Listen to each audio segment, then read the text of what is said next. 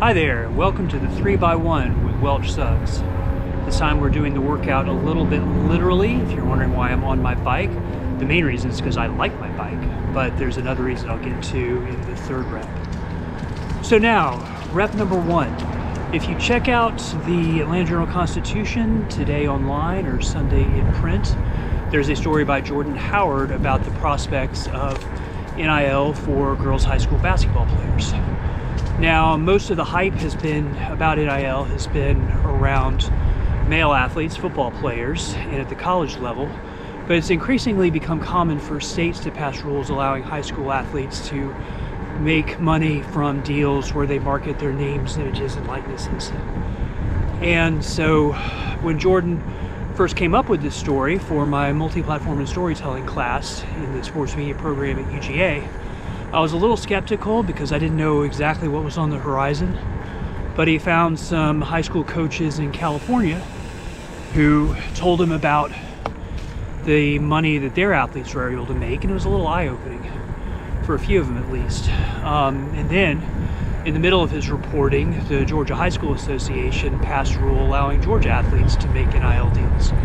So all that worked out great. Jordan did a good job with the story, so I encourage you to check it out. Rep number 2. There has been a lot of buzz this season about whether the transfer portal and the opportunity for NIL was going to bring a little bit more parity to college football. And when you see teams like Colorado or Florida State even able to jump up and have much better seasons than the past, you start to think, hey, maybe the talent is being spread out a little bit more. Maybe things are being more competitive. Well, Matt Brown, who has an excellent newsletter on issues in college sports, came up with some research, primarily from a guy named Bud Elliott, explaining that that wasn't necessarily true. The very top teams were still the ones that were able to recruit really blue chip talent out of high school. And so I think that is certainly true that places like Ohio State and Alabama, and of course Georgia, where I'm at, have continued to flourish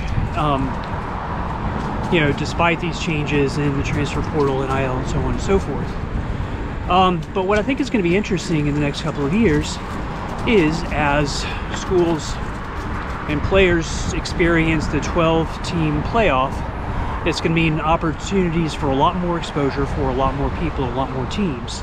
And so I wonder if you are going to see a little bit of a democratizing of the riches in college sports, or college football in particular, and a chance to spread both talent and money out among a larger population. We'll have to see, but as someone who kind of roots for stories and roots for chaos, I think the playoff is going to be great, and I also think it's going to be great for creating more opportunities for more athletes to build their brands. And now for the third rep. I said I was going to explain why I was on my bike for this episode. And the thing is, I've been mountain biking for about 4 years. I'm 51 years old, and I suck at it. I'm the guy who's sort of tripping along on the trails, veering wildly, even on this protected bike path because I'm holding the GoPro, and having to pick up my bike to get over the smallest little obstacles on the trail. But I absolutely love it. And part of what I love actually is sucking at it, and I'm trying every day to get better and to take some risks and try to build some strength and do some other things. I think at this age we can get stuck in our own patterns, our own routines, and things are so exhausting between work and kids and everything else. There aren't that many opportunities to get out and challenge yourself. But if you can pick up new hobbies, it doesn't matter if you get bashed around doing them or if you look like an idiot, because at this point, who cares? I don't care if I look like an idiot.